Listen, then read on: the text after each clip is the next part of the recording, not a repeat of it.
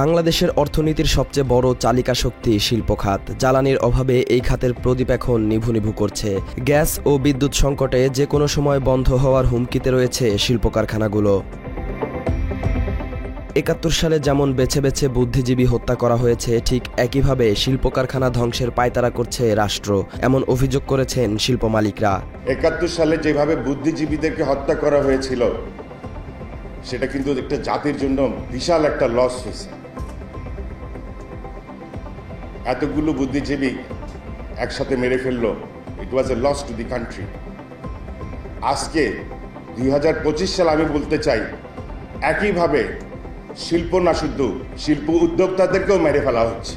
বিগত এক দশক ধরে শিল্প কারখানায় জ্বালানি সংকট তীব্র আকার ধারণ করেছে। গ্যাস বিদ্যুতের অবাধ সরবরাহের জন্য বিগত ফ্যাসিস্ট সরকারের আমল থেকেই দাবি জানিয়ে আসছে শিল্প মালিকরা, তবে এর কোনো সুরাহা করা যায়নি। প্রতি বছর এপ্রিল থেকে সেপ্টেম্বর পর্যন্ত দেশে গ্যাস ও বিদ্যুতের চাহিদা কয়েক গুণ বৃদ্ধি পায়। আগে থেকে জানার পরও রাষ্ট্রীয়ভাবে এই সংকট নিরসনে কোনো পদক্ষেপ নেওয়া হয় না বলেও অভিযোগ শিল্প মালিকদের। তা আমি যদি আগেই জানি যে এই পরিমাণ কার্গো এনেও আমি আমার প্রবলেমটা সলভ করতে পারবো না, তাহলে আমার উচিত ছিল আরো আগে থেকে এটাকে ওয়েল প্ল্যান করা। শিল্প খাতে গত কয়েক মাস ধরে জ্বালানি সংকট দেখা দিয়েছে, তবে গত কয়েক সপ্তাহে এই সংকট তীব্র আকার ধারণ করেছে। দিনের বেশিরভাগ সময়ই কারখানাগুলোতে উৎপাদন বন্ধ রাখতে হচ্ছে, এতেই বিপাকে পড়েছে শিল্প উদ্যোক্তারা। আমাদের গ্যাস বর্তমানে জিরো সাপ্লাই দেওয়া হচ্ছে। 50% ফ্যাক্টরি বাংলাদেশে টেক্সটাইল বন্ধ আজকে। ১ লক্ষ কোটি টাকার সমপরিমাণ ফ্যাক্টরি আজকে বন্ধ, আর 50% হয়তো বা চলে। শীত মৌসুমে সারা দেশে বিদ্যুতের চাহিদা কম থাকায় শিল্প খাতে এর প্রভাব পড়ে না, তবে গ্রীষ্ম মৌসুমে অতিরিক্ত বিদ্যুতের চাহিদা মেটাতে হিমশিম খেতে হয়। প্রতি বছরই এই বাস্তবতার মুখোমুখি হয় বাংলাদেশ। দেশে নতুন করে এই সংকট তৈরি হয়েছে এমন না, দীর্ঘদিন ধরেই এই সংকট চলমান। গ্রীষ্মকালে বিদ্যুৎ উৎপাদনে ঘাটতি মেটাতে অতিরিক্ত গ্যাস সরবরাহ করা হয়, এর সঙ্গে যুক্ত হয় সার কারখানায় অতিরিক্ত গ্যাস সরবরাহ। এবছর শুধু তিতাস নেটওয়ার্ক থেকে বিদ্যুৎ ও সার কারখানায় ১২০ মিলিয়ন ঘনফুট গ্যাস সরবরাহ বৃদ্ধি করা হয়েছে। বিপরীতে শিল্প খাতে ১০০ মিলিয়ন ঘনফুট গ্যাস সরবরাহ কমানো হয়েছে। বাংলাদেশ তেল, গ্যাস ও খনিজ সম্পদ কর্পোরেশন পেট্রোবাংলার তথ্য অনুযায়ী এবছরের ফেব্রুয়ারি থেকে এপ্রিল পর্যন্ত বিদ্যুৎ ও সার উৎপাদনে ২৭০ থেকে ৩২০ মিলিয়ন ঘনফুট গ্যাস সরবরাহ করা হয়। ফেব্রুয়ারি মাসে দৈনিক গড়ে ২৭৪.৪ মিলিয়ন ঘনফুট গ্যাস বিদ্যুৎ উৎপাদনে বরাদ্দ দেওয়া হয়, আর সার কারখানায় বরাদ্দ দেওয়া হয় ২.২ মিলিয়ন ঘনফুট। একই সময় শিল্প কারখানা, সিএনজি স্টেশন ও আবাসিক কাজের জন্য দিনে গ্যাসের বরাদ্দ ছিল গড়ে ১,২৭৮.৯ মিলিয়ন ঘনফুট। তবে এপ্রিল মাসের শুরু থেকেই কঠিন বাস্তবতার মুখোমুখি হয় শিল্প কারখানা। এই মাসে দৈনিক গড়ে ১,৬৬৯ মিলিয়ন ঘনফুট গ্যাস বরাদ্দ দেয়া হয় শিল্প ও আবাসিক খাতে, যা পূর্বের তুলনায় প্রায় ১১০ মিলিয়ন ঘনফুট কম। পক্ষান্তরে বরাদ্দ বৃদ্ধি করা হয় বিদ্যুৎ ও সার কারখানায়। এপ্রিল মাস থেকে দৈনিক গড়ে ৩৪৪ থেকে ৪০০ মিলিয়ন ঘনফুট গ্যাস বরাদ্দ দেওয়া হয় তাদের। এর মধ্যে বিদ্যুৎ খাতে ৩৪৩.১ মিলিয়ন ঘনফুট এবং সার উৎপাদনে দেয়া হয় ৭২.৭ মিলিয়ন ঘনফুট গ্যাস। এ সময় সার কারখানায় ১০০% বরাদ্দ বৃদ্ধি করা হয়েছে। তীব্র গ্যাস সংকটে কমেছে শিল্প কারখানার উৎপাদন। এর মধ্যে মির সিরামিক্স চলছে মাত্র ১৫ থেকে ২০% উৎপাদন সক্ষমতা নিয়ে, CRC textile ২০%, Aman textile ৪০%, Hams garments ৪৫%, great wall ceramics ৩০ থেকে ৩২%, সোমার সিএনজি ৫০%, মাহমুস denims ১০%, Sadma fashion ১৮%, Noman spinning mills limited ৬০% এবং Nourish poultry feed and hatchery লিমিটেডের মাত্র ১০% উৎপাদন চালু রয়েছে। কেউ কেউ আংশিক উৎপাদন চালু রাখলেও অনেক কারখানা বন্ধের দ্বারপ্রান্তে এসে দাঁড়িয়েছে। গ্যাস সংকটে এরই মধ্যে ৫টি কারখানা উৎপাদন বন্ধ করে দিয়েছে। বাংলাদেশের অর্থনীতিতে শিল্প কারখানার প্রভাব অনস্বীকার্য। সেবা খাতের পর দেশের জিডিপিতে দ্বিতীয় সর্বোচ্চ অবদান রেখে আসছে শিল্প খাত। পাশাপাশি দেশের প্রায় ৫০ লাখ মানুষের কর্মসংস্থান নির্ভরশীল শিল্প খাতের উপর।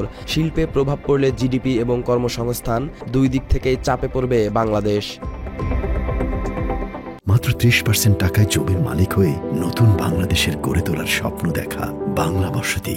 বাংলাদেশের জিডিপির প্রায় 33% যোগান দেয় শিল্প খাত। গত 5 বছরে শিল্প খাতের প্রবৃদ্ধি কখনো বেড়েছে আবার কখনো কমেছে।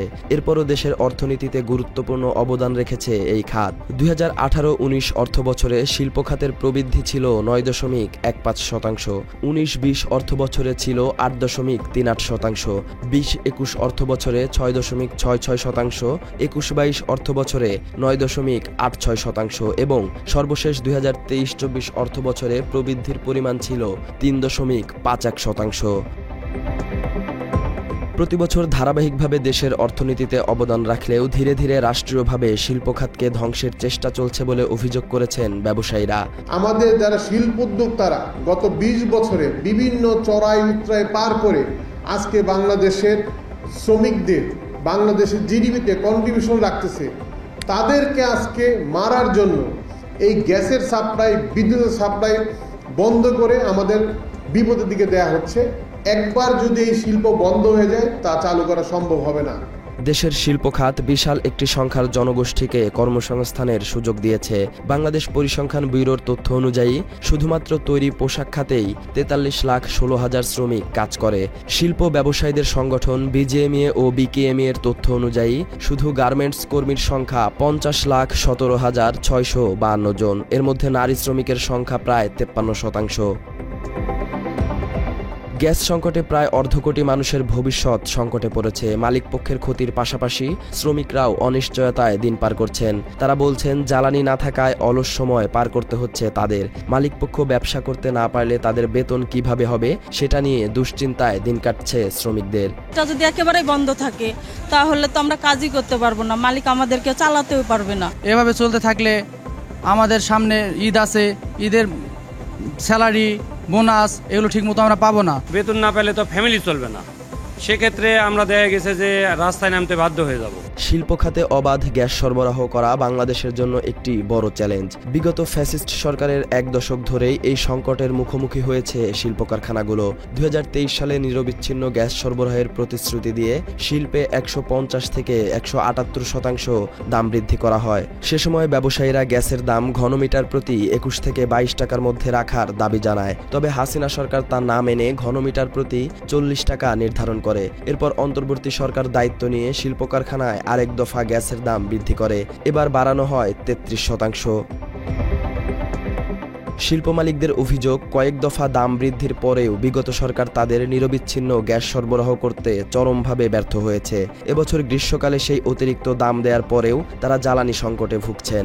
বলা হলো যে এটা আনইন্টারাপ্টেড বিদ্যুৎ দেওয়া হবে, হলো না।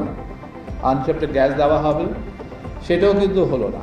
সংকট নিরসনে মে মাসের 7 তারিখে বিদ্যুৎ, জ্বালানি ও খনিজ সম্পদ উপদেষ্টা ফাউজুল কবিরের সঙ্গে বৈঠক করে শিল্প মালিকরা। বৈঠক থেকে আশ্বাস দেয়া হয় ঘাটতি মিটিয়ে শিল্প কারখানায় 250 মিলিয়ন ঘনফুট গ্যাস সরবরাহ করা হবে। সর্বমোট শিল্পে বরাদ্দ 250 MMCFD বাড়বে। জ্বালানি উপদেষ্টার আশ্বাসের পরও গ্যাস সংকট কাটেনি। প্রতিশ্রুতি দেয়া 250 মিলিয়ন ঘনফুট গ্যাসও সরবরাহ করা হয়নি। এ বিষয়ে শিল্প মালিকদের পেট্রোবাংলা থেকে জানানো হয়েছে তারা সর্বোচ্চ 150 মিলিয়ন ঘনফুট গ্যাস দিতে পারবে। যে আমরা এই মুহূর্তেই 150 MMCFD দিয়ে দিচ্ছি, আরও 100 MMCFD আমাদের এডিশনাল কার্গো আমরা ইম্পোর্ট করছি, সেটাও 22 তারিখের মধ্যে, মে মাসের 22 তারিখের মধ্যে চলে আসবে। আর এই দেশও ওই 2-3 দিনের মধ্যে কিন্তু আমরা লাইনে দিয়ে দিচ্ছি। আনফর্চুনেটলি আমরা কি দেখলাম, সেটা তো হলোই না। এবং পেট্রোবাংলার সাথে যখন আবার চেক করা হলো 7-8 দিন পরে, ওনারা বলল যে আমরা তো 50 MMCFD দিয়েছি, আমরা তো টোটাল 150। এদিকে গ্যাস নেই, বিদ্যুৎ নেই, তাই পর্যাপ্ত উৎপাদনও নেই। তবুও ব্যাংক ইন্টারেস্ট, গ্যাস বিল ও শ্রমিকদের বেতন দিতে সরকারের পক্ষ থেকে চাপ দেয়া হচ্ছে, এমন অভিযোগও করেছেন শিল্প মালিকরা। ওনারা গ্যাসও দিবেন না, ব্যাংকের ইন্টারেস্ট রেটও বাড়াবেন, আবার আমাকে গ্যাস বিলও দিতে হবে। গ্যাসের প্রেশার থাকবে 1.5 নাহলে 0, কিন্তু আমাকে কিন্তু মিটার কিন্তু আমার ঘুরছে, সেটাও কিন্তু আমাকে দিতে হবে। ব্যাংকের লোনও দিতে হবে, টার্ম লোনও আমাকে পেমেন্ট করতে হবে। কোথা থেকে ভাই? কারখানায় উৎপাদন না হলে ব্যবসায়ীরা কিভাবে ব্যাংকের ঋণের টাকা পরিশোধ করবেন তা নিয়ে চিন্তিত তারা। কেউ কেউ বলছেন তার ঋণ পরিশোধের সামর্থ্য নেই, এজন্য যদি জেলে যেতে হয় তাও মেনে নিতে রাজি তারা। ঈদের আগে তীব্র গ্যাস সংকটে উৎপাদন ব্যাহত হওয়ায় বিদেশি বায়ারদের সময় মতো পণ্য ডেলিভারি দিতে পারবে না বলে জানিয়েছে ব্যবসায়ীরা। এতে বিদেশে বাজার নষ্ট হওয়ার সম্ভাবনার কথা ভাবছেন অনেকেই। শঙ্কায় আছেন শ্রমিকদের বেতন দেয়া নিয়েও। এখানে ম্যাক্সিমাম ইন্ডাস্ট্রি খবর নেন 6 ঘন্টা 7 ঘন্টা ইলেকট্রিসিটি নেয়। 14 তারিখ থেকে, আমি আমার নিজের কথা বলতে চাচ্ছি না, 14ই এপ্রিল থেকে আজকে পর্যন্ত আমার ফ্যাক্টরিতে গ্যাস নেই। তাইলে ঈদের আগে আমরা কিভাবে বেতন দিব, বোনাস দিব? শিপমেন্টটা করে ডকুমেন্টটা তো ব্যাংকে দিতে হবে, তাইলে না ব্যাংক আপনাকে টাকা দিবে। এই কথাটা কেউ বলতেছে না। একদিকে উৎপাদন নেমে এসেছে অর্ধেকে, আবার ব্যবসাও বন্ধের হুমকিতে। আরেকদিকে সরকার থেকে চাপ দেয়া হচ্ছে শ্রমিকদের বেতন পরিশোধের জন্য। বস্ত্র ও পাট উপদেষ্টা এম সাখাওয়াত হোসেন বলেছেন, মালিক পক্ষের গাড়ি বাড়ি বিক্রি করে হলেও বেতন পরিশোধ করতে হবে। শ্রমিকের পয়সা দিতে হবে, সেটা বাড়ি বিক্রি করে দেখ, আগেও বলেছি, গাড়ি বিক্রি করে দেখ। শিল্প মালিকরা বলছেন শুধু গাড়ি বাড়ি নয়, এখন নিজেদের বিক্রি করে দেয়া ছাড়া আর কিছু বাকি নেই। অনেকেই আবার বলছেন সরকারি হস্তক্ষেপে তাদের কারখানা বিক্রি করে দেয়া হোক, তারা আর ব্যবসা করতে চান না। আমাদের ফ্যাক্টরিগুলো তাদের কাছে বিক্রি করার একটা ব্যবস্থা করে দেন, আমরা টিকতে পারতেছি না। এখানে তারা রেডিমেড ফ্যাক্টরিও পাবে, আমরাও বাঁচতে চাই, কারণ বাংলাদেশে এক্সিট কোনো লাইন নাই। ইন্ডাস্ট্রি যে করে তার বেরোর কোনো সুযোগ নাই। আমি শুনেছি সামনে অনেক ইনভেস্টর নাকি বিদেশ থেকে আসবে সরকারের মাধ্যমে। আমাদের ফ্যাক্টরিগুলো বিটিএমএ মেম্বার নিলেও অনেকগুলো ফ্যাক্টরি বিক্রি করতে চায়, তাদেরকে একটা এক্সিট লাইন দেন। সরকারের সমালোচনা করে শিল্প কারখানার মালিকরা বলেন, উপদেষ্টারা সবকিছু দেখেও না দেখার ভান করে আছেন। তারা অস্ট্রিচ পাখির মতো বালুতে মুখ লুকিয়ে রেখেছেন। বিপদ আসলে বালুর মধ্যে মাথা ঢুকাই দেয়, একটা কথা আছে আর কি। তা আমাদের উপদেষ্টা সাহেবরা আমার মনে হয় একই অস্ট্রিচ পাখির মতো হয়ে গেছে, চারিদিকে কিছু মনে হয় যেন তারা দেখতে পারতেছে না। একদিকে সরকার থেকে গ্যাস দেয়া হচ্ছে না, বন্ধ হয়ে গেছে উৎপাদন সক্ষমতা, বন্ধের পথে শিল্প কারখানাও। আরেকদিকে সরকার থেকে গ্যাস ও বিদ্যুৎ বিল, ব্যাংক ইন্টারেস্ট এবং শ্রমিকদের বেতন দেওয়ার জন্য চাপ প্রয়োগ করা হচ্ছে। এ অবস্থায় শিল্প মালিকরা বলছেন, এমন সংকট চলমান থাকলে তারা ব্যবসা করতে চান না। সবকিছু মিলিয়ে এক অনিশ্চয়তায় পড়েছে দেশের শিল্প খাত। আর শিল্প খাতে অস্থিরতা তৈরি হলে দেশের অর্থনীতিতে বড় ধরনের প্রভাব পড়বে বলে আশঙ্কা করছেন বিশ্লেষকরা। সালাউদ্দিন সাজু, বাংলা এডিশন।